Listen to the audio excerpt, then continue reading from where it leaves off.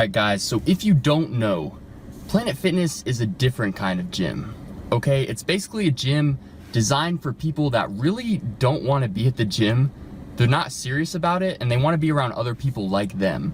So Planet Fitness hates bodybuilders and they hate powerlifters, alright? They don't even have squat racks because they think that they're too intimidating. What is happening? I've gone literally mentally insane over the past few days. I don't understand. I've hit my mental breaking point. And guys, remember, please remember, this is not real. It's just acting.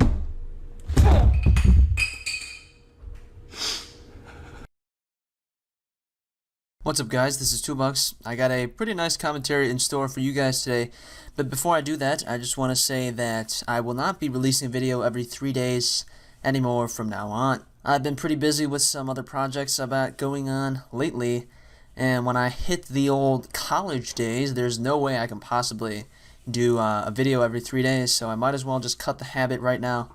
I went to Vegas in May, literally like a week after I had been terminated from my last company, met up with the friend of mine that I went sailing with in Croatia, Emerson, and I dropped acid for the first time there. And I think I'll show a couple clips of that right now.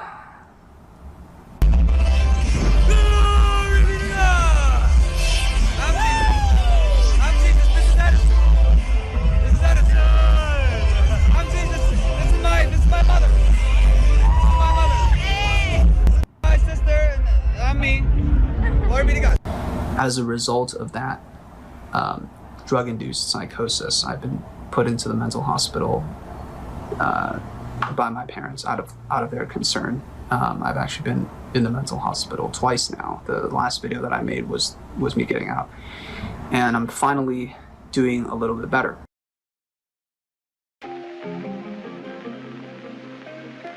If you've seen my 2Bucks video, then you know my boomer, straight-edge, Mormon Catholic opinion about psychedelics and other explicit drugs and chemicals that can, in the short term, cause health harm and in the long term cause mental health harm. And for me, I always had the kind of non-expert opinion that those are not good, mostly because a lion wearing a Dare shirt told me as a little kid that they weren't good, and my parents also told me that, and they never lied to me before, so why would I doubt it? But lately, I've come to realize that, unironically, hallucinogenics such as microdosing or ayahuasca or certain types of awakening chemicals that people use literally unironically ruin people's lives. And not only do they ruin people's lives, but they do it in a way that's almost formulaic, and that's the thing that's most shocking to me. And the reason why I say that's the most shocking to me is because you would think that most people would have different experiences. Like, some people drink alcohol and it's a social thing. They just go out and they get a little bit of a bub in them and they feel a little bit bubbly and they feel good, and then other people become raging alcoholics. It kind of depends on the person. But with acid, it seems like unironically you actually fall into a mental death spiral, and it actually happens pretty similar from person to person. Now, I would say the biggest two examples I've seen on YouTube for this would have to be the Mr. 2Bucks and then Connor Murphy. Now, 2Bucks, I have an entire video talking about this where he basically had gone on a weird spiral of literally spending millions of dollars on trips in Europe, having fun, partying, and doing a lot of psychedelics to the point that he basically either made his mental health issues worse or he put himself in a temporary, or when I say temporary, I mean lasting months, psychosis. And Connor Murphy is someone who was very popular on YouTube in the past, where he would do kind of like the OG kissing pranks, where he's like, oh my God, I'm walking down the street and I take my shirt off. I've got amazing pecs, abs. These women are going crazy. Isn't this nuts? And then one day, out of nowhere, he uploaded to his YouTube channel a weird face cam video. It wasn't edited. It wasn't a bunch of girls just fawning over his six-pack abs. And it was him looking at the webcam and having a mental breakdown, like literally having a mental breakdown. And people were confused. They were like, is this like guy okay? Is he having a mental health crisis? Like, what's going on? But arguably, I'd say that was his first stint and beginning use of psychedelics, because since then, he has gone off the deep end where he's gone into a weird kind of spiritual psychedelic psychosis for years now. And that's the thing with these type of chemicals, is that the more you use it and more habitually use it, the longer you stay in the state. It's kind of like that drowsy Pokemon that would just take that ticking watch and have it swing back and forth. The longer you look at it and the longer you stare at it, the more you're locked in. You're basically in the shadow realm like Mokuba, trapped in that psychosis. And the thing is, after looking back on this Connor Murphy situation, because from years from that, he has continued to upload videos, especially on his Instagram, where he unironically, it really does look like he's lost his mind, so much so that recently he had a altercation with a significant other where they, I guess, attacked him or something, where he has a blaring flesh wound where it looks like he had his kidney removed in 1950s USSR. Like, dude literally has a absolute gnarly scar, and it's from, I guess, some type of a weird circumstance or situation. But the thing I want to focus on here is the common patterns that you'll see, and I will make the argument to say, do not try. This is why you do not want to try it, because it unironically follows all the same formula. The way that it starts off is that people are either curious or they're already dabbling in certain chemicals, and they think that doing psychedelics will then open their third gate, open their chakra. They'll be like Mike Guy, just going super bankai kawaii, where you essentially are now unlocking a new plane of existence, when in reality, you're just frying your brain even more. You basically had the stove on, and now you're adding canola oil to what is your brain fire. And people will try this drug, and what will end up happening is that they think they've found a new life. And now this is the thing that now starts to make me see the patterns, is that once people start doing this, whether it be microdosing or it be, you know, just doing straight up LSD or acid, they feel like they found their true selves. You will hear them say, I was awakened. I found my true self. I felt like I breathed for the first time. I felt a connection with God for the first time. And that's the thing. They'll get very spiritual. They'll say things like, I feel very spiritually connected to the world, the universe, God. Now, and the thing is, when I say God and the universe and whatever type of theological ideas you might have, it is not normal. It's not like they start going to church, they start going to the synagogue or the mosque. They start to become self-absorbed and start to think that they have a personal connection with God. They have a personal feeling with the spirituality, and they want to yap about it. That's another thing. When people do acid or people do microdosing, whatever the case is, you don't need to ask them. They'll tell you. They will literally not shut up. They will yap your head off, talking about how they have a new lease on life. They feel alive. They can finally talk to women. They can finally talk to their parents. They can finally feel like they're actually normal, when in reality, they've never sound crazier. Like, you talk to these people and they literally look at you bright-eyed, bushy-tailed, and they're literally now obsessed with spirituality, sexuality, and unemployment. Unemployment is a big thing, big factor.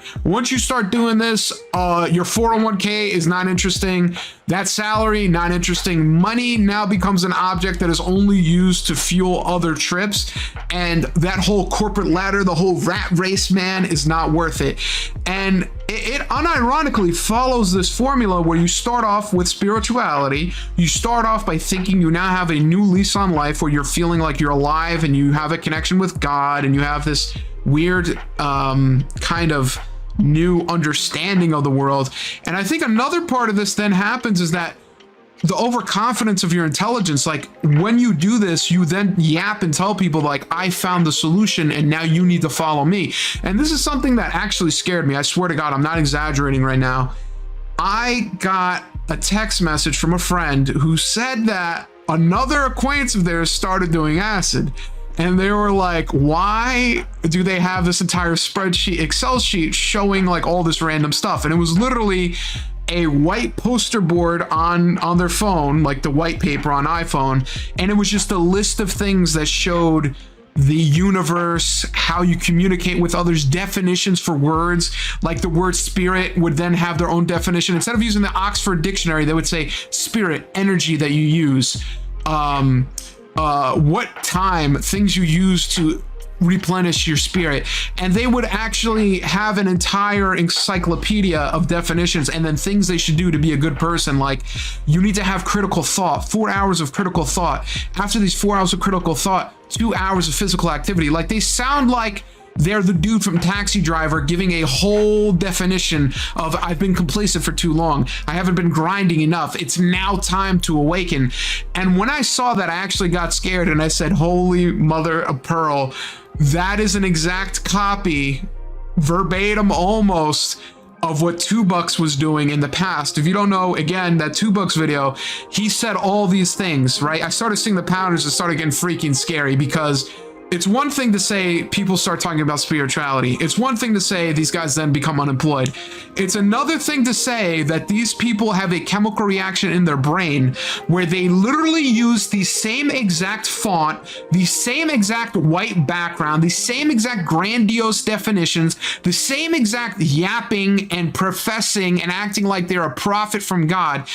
Unironically, I don't know what this does to a human's being mind, but it literally is formulaic. Because when I saw that, literally, like when I saw the white background, black text, Oxford Dictionary for the Zoomer mind, I said, holy crap, that's what 2Bucks did. 2Bucks had an entire website where it was just definitions and like sound blurbs of him talking up. Like, dude, this is something that 2Bucks said. It is complete sophistry BS, but it has been stuck in my head and I can't get it out.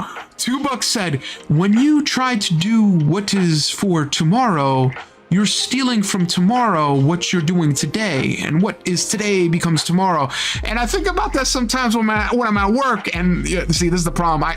I'm already clashing with this whole ideology because I have a job, but sometimes I'll be at work and I try to do a little bit extra work, 2-3 hours, and I think to myself, I'm borrowing from tomorrow. And if I borrow from tomorrow, then tomorrow will never be the same as today, and today becomes yesterday. And I'm like, $2, just I'm having a third party contact high just from hearing from the mind of a prophet. And this is when I realized, like, holy crap, this is actually formulaic. This is a literal scientific formula. And this is when I started to think, like, why is it took me this long to realize that Dare wasn't wrong. It is unironically, these psychedelic drugs will fry your mind. And not only will this fry your mind, but it will turn you into a sophistry-fueled douche that basically thinks you're a prophet, basically thinks that you are intelligent beyond belief, despite you dropping out of college, which is what 2Bucks did, despite you dropping anything productive that makes you money, which is what Connor Murphy did. Connor Murphy eventually got to the point where he would just do like chakra like chants and different videos that no one wanted to see. And he dropped everything that was popular from his channel, and he still exists. And God bless him, he still goes to the gym, but bro's mind is literally gobbledygook. It is literally unironically fried to the point where he thinks that what he's doing is productive. And that's another thing here too, is that menial tasks now look like they're productive. You now think that sitting in a room all day staring at the wall is meditation. You now think that scribbling in your notebook and writing definitions to words that already exist is productive. You are now creating the next generation of intelligence for a newer world. And what's scary about this is that this state continues and does not stop until you stop this drug and actually detox from it, which can take weeks to months. And the hard thing about this is that once you're doing it and you get into this mindset that you think it is actually a positive, you continue to do it, and then you continue to stay in the state. It's actually a disease, and it actually is very serious. And for me personally, I never brought this up in the past, or I never really wanted to bring attention to it. But in that first 2Bucks video, I was gonna make a follow-up video because there was new videos that were posted about 2Bucks, and I realized that it stopped being funny, because originally I thought it was pretty funny because it was just someone who's over the top. It's like those videos you see online with some dude who's like dancing, and it's like microdosing gave me dance moves, and now I feel like I'm a whole new person, and it's laughable. But then it gets to a point where it's like it's a legitimate health concern, because there was a video where 2Bucks was basically on the phone with a health provider talking about how he needed therapy. therapy, and his parents were in the room. For some reason, he was recording this, and he was actually having a conversation saying how his health care would not cover the therapy, and his parents were stressing and worrying about it. And that's when I was like, damn, this is actually a legitimate medical condition, and like whatever he's going through has obviously been worsened by the psychedelics, but it's not really fun anymore. And it's not to say that I was making fun of $2 or laughing at him. It was just, dude looked ridiculous, and he literally told an insane story about how he literally spent $3 to $4 million on an application over the course of years, only because he thought it would revolutionize how people communicate with each other. Again, this psychosis fueled him so much and made him so ego-driven and so prideful that he thought nothing could go wrong, and he ended up literally going bankrupt, and from my understanding, basically just blowing everything up. But worst of all, his health was affected. He got to the point where his parents are worried about him. He's basically going to the doctor regularly, and it's something where he is no longer what he was. He actually needs to try to rebuild his mental fortitude back because he did dabble in this chemical concoction. So I think it's a little bit scary, but at the same time, it is formulaic. There is different stages to this. So I think if you are thinking of doing this, or you know someone who's doing it or thinking of doing it, go ahead, send them this video and say, this is why you should not try acid. First of all, the early warning signs are unemployment, right? Unemployment is a big red flag, because once you start doing this, you're going to quit your job. If you already don't have a job already, you're ready to go in there. And listen, if you're in high school, go work at 7-Eleven. If you're above the age of 18, go work at McDonald's. Just get a job. Get a job, get a 401k, get something that proves you have income, and that will be a protection against acid. Number 2, you need to deal with whatever insecurities you have naturally and healthily. A lot of these people do this as a self-medicating ritual. There was an old interview years ago from Greg Giraldo, who is a basically professed drug addict, and he basically said he wanted to try acid because he thinks that would solve his other drug problems, because he's heard from people that once you try this psychedelic, you actually see yourself in the third dimension. You feel like you can solve all your problems. And yeah, you do feel that way, but that's not true. You need to deal with your problems on your own. All this is going to do is make you think you're dealing with your problems, but you're really not. It's like, oh, it sucks. I don't have any money. I don't have a job. Oh, let me do some acid. Oh, all of a sudden scribbling in my notebook is productive, and unemployment is actually the way for the proletariat to fight back against the corpo elites. You don't want to do that. Early warning signs, unemployment, insecurities. Now, listen, everybody got insecurities, but trying to solve your insecurities with the magic acid tab and thinking it's going to work, that is basically going to blow you up and make you turn into a $2 or a Connor Murphy. And I think another early warning sign is definitely going to have to be people who are just too open-minded, where they just think that, no, it's not going to happen to me. It won't happen to me. My mind is sharp enough, or I'm just going to take a little taste of it. I'm just going to experiment. So, no, dude, do not do it. It is formulaic. You will be 3 weeks after you do this. You will be in your room scribbling in a notebook like the dude from 7, absolute mumbo jumbo, and telling your friends how they need to do it too, so you can start your own psychedelic cult and everyone can drink Kool-Aid and go to Nosferatu land. Absolutely, positively, do not do this unless you want to literally fry your brain. And it's formulaic. The steps are there. It's basically when you get bitten by rabies and you start off by having a little bit of an itch, then you get a little more sick, and then you get to the point where you can't even drink water. That is the same thing as these psychedelics. You start off not wanting to work. You start off wanting to drive it around, and for no reason, literally just see, you'll drive past your old school and say, oh, I can't believe I used to be in that prison. Now I'm free. And it's like, bro, stop it, bro. You're going down this path where you are going down permanent unemployment, and you are now preemptively going to fry your brain. Do not try this. Do not do this. Stay away. So take it from me. Take it from the Dare Lion. Do not try this. Not even once. One is too many times. You will literally turn into a yapping douche, and there is no cure once you get into this, except for a hardcore detox, which is going to be hard considering you think you're right and can't be wrong. At the end of every single video, make sure you ask people to rate and subscribe to your content. It makes them feel like they're involved even though they're really not. And most importantly, make sure they comment on every single video. If you have to, disguise it. You know, call it something like the question of the day. and really make them think you're gonna really read it when you really don't have to. Ha ha ha!